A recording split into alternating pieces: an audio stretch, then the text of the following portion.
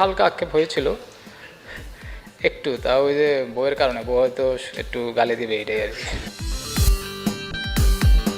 অন্তর্বর্তী সরকারের ইচ্ছায় হয়েছে গেল বিপিএল, ক্ষতির পরিমাণ 1.5 কোটি টাকার বেশি নয়। তামিমের অভিযোগের পাল্টা দাবি সাবেক সদস্য সচিবের। এই ইনভেস্টিগেশন করে যে লসটা আসলে 16 কোটি টাকা না, 16 লস হচ্ছে 1.5 কোটি টাকা হতে পারে। ঢাকা ছাড়ার আগের দিন জনসম্মুখে হামজা চৌধুরী। নতুন কুড়ির ক্রিকেট মাঠে স্পটলাইট কেড়ে নিলেন ফুটবল তারকা। Assalamualaikum everyone. I just want to say thank you to Minister for inviting me to this amazing event. শুরুতে ক্রিকেটের খবর। ঢাকা টেস্ট, নাজমুল হোসেন শান্তর সেঞ্চুরিতে বড় সংগ্রহের পথে বাংলাদেশ। প্রথম দিন শেষে পাকিস্তানের বিপক্ষে স্বাগতিকদের সংগ্রহ 4 উইকেটে 301 রান। মাত্র 9 রানের জন্য সেঞ্চুরি মিস করেছেন মুমিনুল হক। তার আগে অধিনায়ক শান্তর সাথে করেন 170 রানের জুটি। মুমিনুল শান্ত আউট হলেও রানের চাকা সচল রেখেছেন অভিজ্ঞ মুশফিক ও লিটন দাস। কাউন্টারটা করছে, ওতে অলমোস্ট ওরা মানে অনেক পিছিয়ে পড়ে গেছে। ওর লাইফে সবচেয়ে ভালো ফর্মের তুঙ্গে আছে। একটু হালকা আক্ষেপ হয়েছিল একটু, তাও ওই যে বউয়ের কারণে, বউ হয়তো একটু গালি দিবে এটাই আর কি। টেস্টে পাকিস্তানের বিপক্ষে আগে কখনো হাফ সেঞ্চুরি ছিল না নাজমুল শান্তর। প্রথমবার 50 পেয়ে তা শতকে রূপ দিয়েছেন বাংলাদেশের অধিনায়ক। এই ফরম্যাটে হাফ সেঞ্চুরির চেয়ে সেঞ্চুরি বেশি শান্তর। শুক্রবার করেছেন নবম টেস্ট শতক। ফরম্যাট পরিবর্তন, রঙিন পোশাকটা হয়েছে শুভ্র, তবে নাজমুল শান্তর পারফরমেন্সের রং বর্ণিল। ওয়ানডের পর টেস্ট, টানা 2 ইনিংসে সেঞ্চুরি। সাগরিকার মতো মিরপুরে সেঞ্চুরি উদযাপন বাংলাদেশ অধিনায়কের। 101 রানের ইনিংসের পরিসমাপ্তি এরপরই। হোমক ক্রিকেটে যখন ব্যাট হাতে নেমেছিলেন অধিনায়ক, তখন 2 ওপেনারকে হারিয়ে স্পর্শ করেছেন ম্যাজিক ফিগার। 12-4 আর 2-6 সাজানো। ক্রিকেটের বনেদি ফরম্যাটে নবম সেঞ্চুরি নাজমুল শান্ত, যার 4টি শেষ 10 মাস আর 8 ইনিংসে। টেস্টে পাকিস্তানের বিপক্ষে বাংলাদেশের 8ম ব্যাটার হিসেবে সেঞ্চুরির লিস্টে নাজমুল শান্ত। তবে এসব রেকর্ডের চাইতেও ঢাকা টেস্টের প্রথম দিন প্রশংসার দাবিদার হয়েছেন ব্যাটিং স্টাইল আর শান্ত মানসিকতায়, যার উইলয়ে 187 মিনিট ভুগেছেন শাহিন শাহ আফ্রিদি, হাসান আলীরা।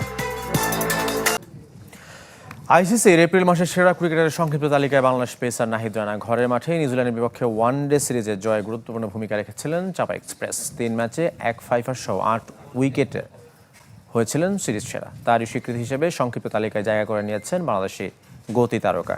শীর্ষ 3-এর বাকি 2জন ওমান অধিনায়ক যতীন্দ্র সিং এবং আরব আমিরাতের বাঁহাতি পেসার অজয় কুমার। এপ্রিলে নিউজিল্যান্ডের বিপক্ষে বাংলাদেশের ওয়ানডে সিরিজ জয়ে বড় ভূমিকা রাখেন নাহিদ।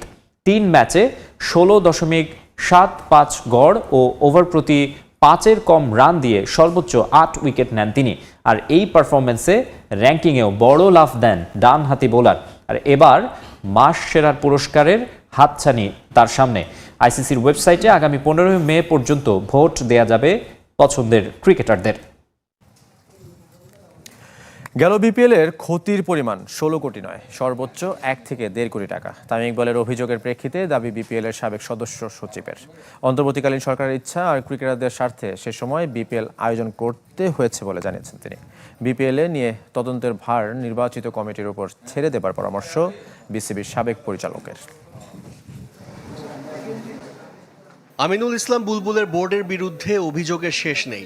এক বিপিএল নিয়েই দীর্ঘ সংবাদ সম্মেলন করে ফেললেন অ্যাডহক কমিটির আহ্বায়ক তামিম ইকবাল ও বিপিএল গভর্নিং কাউন্সিলের চেয়ারম্যান ফাহিম সিনহা।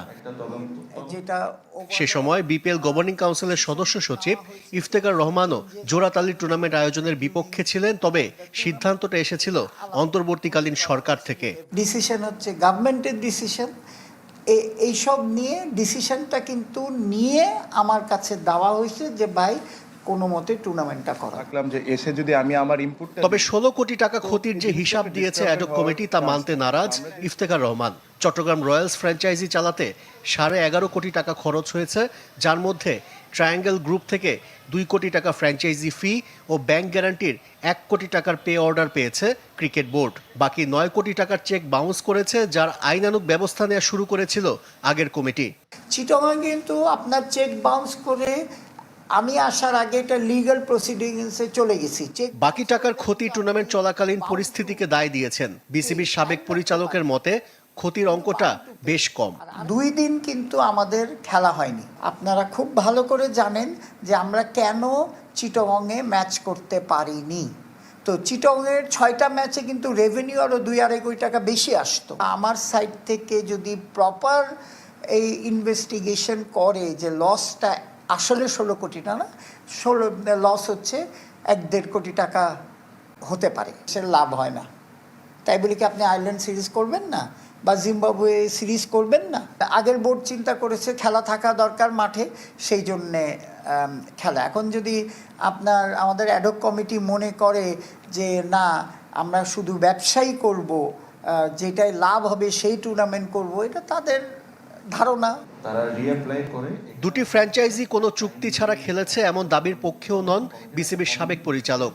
গেল আসরে শর্ত পূরণ করলেও সিলেট ও নোয়াখালীর মালিকরা 5 বছরের চুক্তিতে সই করেনি, যার ফলস্বরূপ নিয়ম অনুযায়ী সেই 2 ফ্র্যাঞ্চাইজিকে বাদ দিবে বিসিবি। তবে বিপিএল নিয়ে তদন্তের ভার নির্বাচিত কমিটির উপর ছেড়ে দেবার পরামর্শ ইফতেখার রহমানের। ইলেকশনটা করার এটাই হচ্ছে তাদের মেন প্রায়োরিটি। এই যে বিপিএল নিয়ে আমার মনে ইনভেস্টিগেশন করতে চেলে এটা অ্যাকচুয়ালি ইলেক্টেড বডি করা উচিত। বিপিএল এ ফিক্সিং এর দায়ে 5 জনের নাম এসেছে।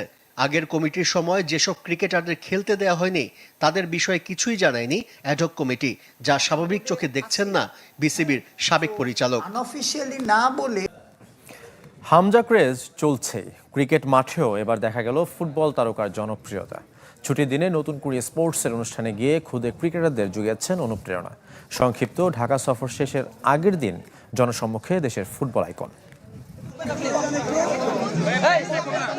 ক্রিকেট মাঠে ফুটবল তারকা, যার উপস্থিতি আড়াল করে দিল ক্রীড়া প্রতিমন্ত্রী আর বাফুফের সভাপতিকেও।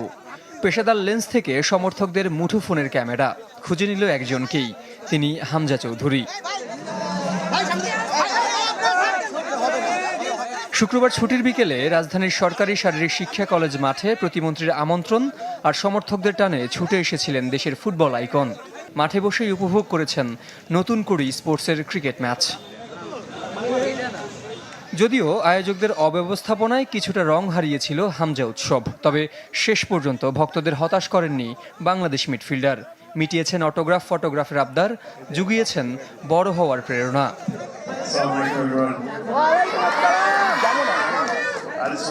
প্রতিমন্ত্রীকে ধন্যবাদ আমাকে আমন্ত্রণ জানানোর জন্য।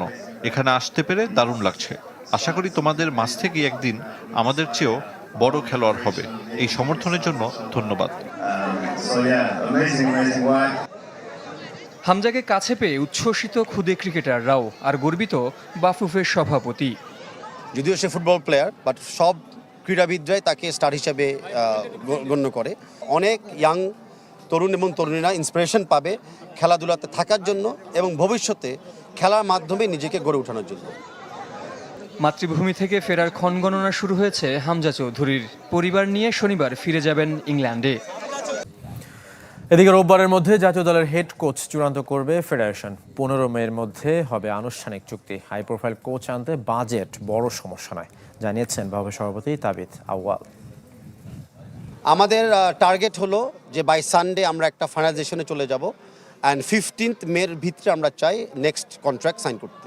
বাজেট হলো নট অ্যাবাউট মানে কত দিচ্ছেন কাউকে, বাজেট হলো কি বিনিয়োগ করছেন তার বিপরীত আমরা কি পাচ্ছি। তো তার সাথে আমাদের আগামী 2 বছরের ক্যালেন্ডারও আমাদের বিবেচনা করতে হবে যে কী ধরনের টুর্নামেন্টস আমরা খেলতে যাচ্ছি, কী ধরনের টিম আমরা গঠন করতে চাই। সব বিবেচনা করে আমরা যখন কোচের সাথে চূড়ান্ত করব, finance will be important but probably the last criteria. বিশ্বকাপের আগে সুখবর পেলেন আর্জেন্টিনা ডিফেন্ডার নিকোলাস ওতামেন্দি। খেলতে পারবেন গ্রেটেস্ট শো অন আর্থের প্রথম ম্যাচ। তার 1 ম্যাচে নিষেধাজ্ঞা তুলে নিয়েছে ফিফা। শুক্রবারের সকালটা একটু বেশি সুন্দর নিকোলাস ওতামেন্দির জন্য। 1 ম্যাচে নিষেধাজ্ঞা উঠে যাওয়ায় বিশ্বকাপের প্রথম ম্যাচ খেলতে পারবেন আর্জেন্টাইন ডিফেন্ডার। বিশ্বকাপ বাছাইয়ের শেষ ম্যাচে ইকুয়েডরের বিপক্ষে রেফারির সাথে তর্কে জড়িয়ে লাল কার্ড দেখেছিলেন ওতামেন্দি। পেয়েছিলেন 1 ম্যাচের নিষেধাজ্ঞা, যা কার্যকর হওয়ার কথা ফিফা নির্ধারিত ম্যাচে। সেই হিসাবে ওতামেন্দি নিষেধাজ্ঞায় থাকার কথা ছিল ফিনালিসিমায়। তবে ওই ম্যাচ ভেস্তে যাওয়ায় বিশ্বকাপে আলজেরিয়ার বিপক্ষে আর্জেন্টিনার প্রথম ম্যাচে নিষেধাজ্ঞায় পড়েন ওতামেন্দি। এরপরই তার শাস্তি উঠিয়ে নিতে ফিফায় আবেদন করে আর্জেন্টিনা ফুটবল অ্যাসোসিয়েশন। আর তাতে সাড়া দিয়ে ফিফা সভাপতি জিয়ানি ইনফান্তিনোর হস্তক্ষেপে কপাল খুলে আর্জেন্টাইন ডিফেন্ডারের। 38 বছর বয়সী ওতামেন্দি বিশ্বকাপের পর যোগ দিতে পারেন রিভার প্লেটে, যিনি এখন খেলছেন বেনফিকার হয়ে। বিশ্বকাপে খেলতে ইনজুরি থেকে ফিট হয়ে উঠতে নিজের পুরোটা উজাড় করে দিচ্ছেন ক্রিস্টিয়ান রোমেরো। সামাজিক যোগাযোগ মাধ্যমে পুনর্বাসনের ছবি দিয়ে জানান দিয়েছেন তিনি প্রস্তুত হচ্ছেন দ্য গ্রেটেস্ট শো অন আর্থের জন্য। তবে লিওনেল স্কেলানি সহ আর্জেন্টিনার কোচিং স্টাফ চিন্তায় তার ম্যাচ ফিটনেস নিয়ে।